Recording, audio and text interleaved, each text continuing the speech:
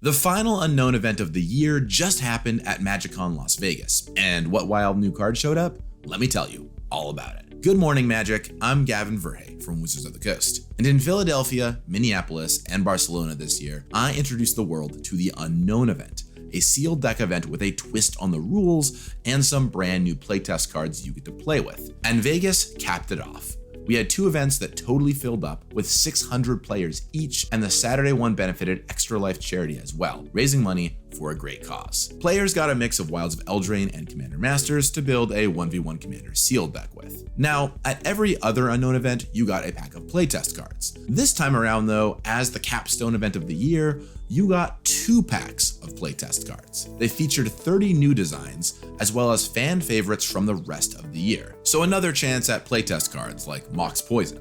So, what were the 30 new cards? Let me show them to you.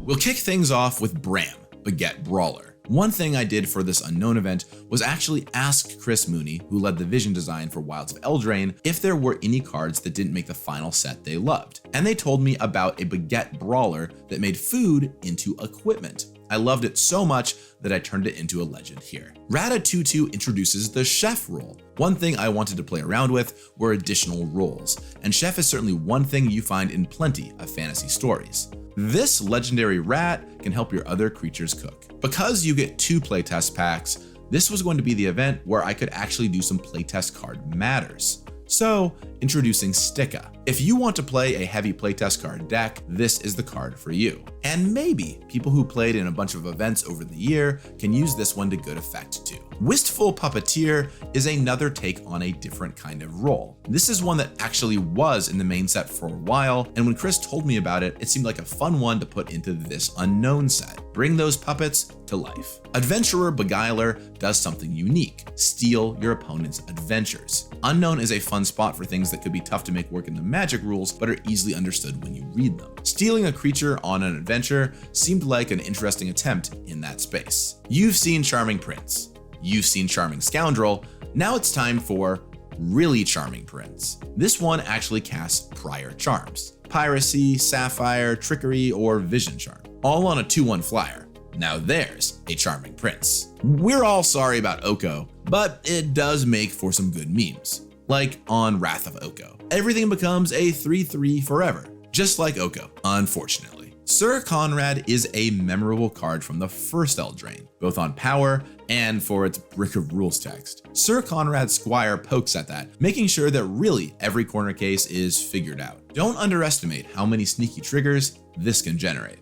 Dan is one shrewd trader who has figured out how to bargain anything away and then duplicate those. Tying something into bargaining on an unknown legend made sense to try out, and who doesn't love a 2-for-1? The old Rankle is quite a memorable card, and Rankle loves pranks, and presumably pranksters as well. This one makes some random copies of previous prankster cards, a space Unknown can play around with, even if it doesn't really work in full-on Magic. They're not all Eldraine themed though. Given the event was in Las Vegas, there's also Night Out in Vegas, which was a design sent into me by the incredible Matt Tabak. In this Demonic Pact style card, you keep doing great things on your night out until eventually you have to go to bed and deal with the effects of a full night out. Look, we've all been there. It's time to believe in the Cleave. This reference to Embercleave puts that powerful equipment on a one-shot spell instead. Standard players may recall this catchphrase from a few years ago, and it still packs a punch even on a spell. Here's a silly pun name: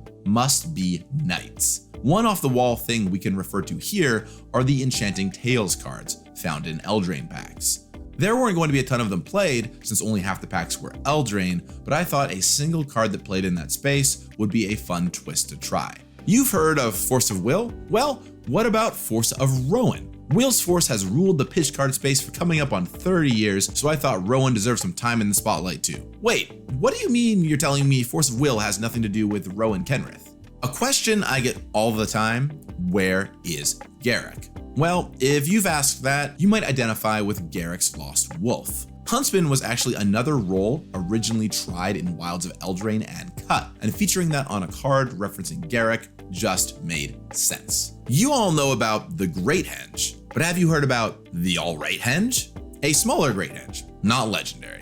Still pretty good actually. Story checks out. I couldn't do an Eldraine set without referencing Questing Beast, and Questing Cosplayer fits that role perfectly. It makes a creature Questing Beast, and bonus points if you don't need to pull out your phone to perfectly remember it. Also, a Cosplayer playtest card is just an excellent thing for a card you find at a convention. Grek the Ogre is a real all-star, bringing a menagerie along with him. Will you get a donkey? A cat?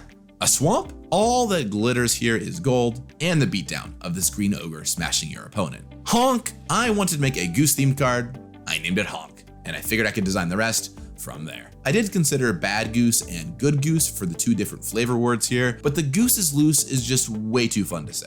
Princess Snowfall brings her 7 dwarves along with her. A design that kind of only works here since it specifically makes a copy of another card. It's a fun throwback and maybe a cool dwarf commander deck for someone to build too. The problem with rolls is that creatures can only have one, but not Maeve, wearer of many hats. She can just keep collecting them, getting bigger and bigger. I also don't think this really works in the rules, but here, why not? Seemed like a fun legend. The poor Cauldron Familiar has spent too long getting pushed into the witch's oven. It's time to go the other way with Cat Oven. This card turns food into cats, making all things right in the world. Ginger Behemoth was actually a real card in Eldraine for a long time, according to Chris, and they were bummed when it was cut. But we were able to give it life here in the unknown. We all love Sir Ginger, and Cinnamon is her beloved horse. I thought it was fitting for her to give food creatures horsemanship, and then I needed to figure out how to make it work on its own, so animating food seemed like the perfect fit. Okay, so Command Mine and Command Power Plant are a gag that Alexander Smith from the WPN team recommended to me and made me smile. A reference to the Urzatron of lands, this lets you collect all 3 command lands to try and pull off the Tron. It also just fixes your mana for all the 3, 4, and 5 color commanders in the environment. Hey, it's a Magic designer. I wanted a card that looked to find a playtest card since you were actually likely to have more of them in your deck here. And what flavor better than an actual Magic designer for that? I also thought it would be a fun thing for people at a convention to try and track down designers to sign. Eldraine had a lot of banned cards, and banned Eldraine card is all of them. Well, except for Oko. That's just too much. This one lets you play it as any of the banned cards you want. Take your pick. I'd house rule that you can play this in your deck without needing a red, black, green color identity too. I should have somehow found a way to not get the mana cost in the text of this card. Playtest Wish is another fun Playtest Matters one. Playing your playtest cards is what everybody wants to do, but you just have to exclude some because of color identity. And this is a chance to play whichever favorite one from your sideboard you didn't get to put in. And finally, from the main batch of 30, a companion. I think companions are fun for limited, even if they're busted in competitive constructed. And a unique restriction was needing to build using no Commander Masters cards. Of course, it's also just a solid card to play on its own. But that's not all the playtest cards. There's 4 more to talk about. First of all, there's the prize card.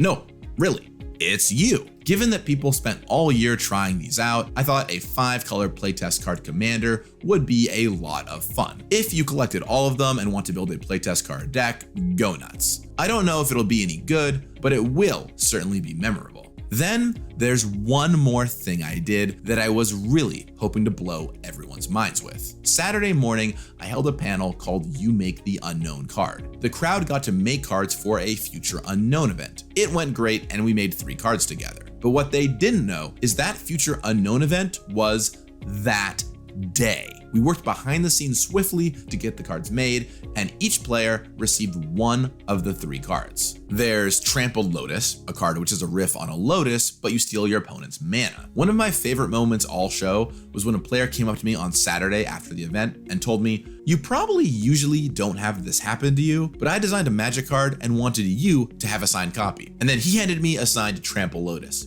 So good. The second is Kevin, Questing Dragon, which came from someone's prompt of Questing Beast with more text. So we made this over-the-top red dragon. A lot of people got beaten up by this one, eliciting shouts cursing Kevin's name. But as I told people, hey, you all made the card. And finally, Takesies Backsies, a fun split card that messes with counters. A really clever design. Now, if you didn't get these cards here, if Unknown is running again next year, I plan to put these in at least one of those events too, so you will have another shot at them. We all made them together, and I want more people to get to try out cards that players made. Unknown has been an absolute blast, and I love seeing how the event has evolved from my first run with it out in Philadelphia at the start of the year, all the way to selling out 2 600-player events. I love seeing how people brought their cards to artists or even just friends to get them to doodle in the art box for. I love the smiles on everyone's faces. Thank you all for making this event a success, and I hope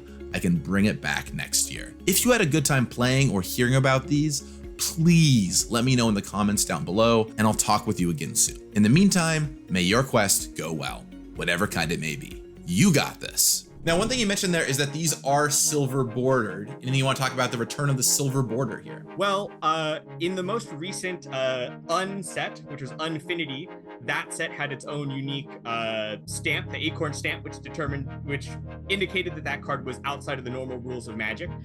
Here, because these cards are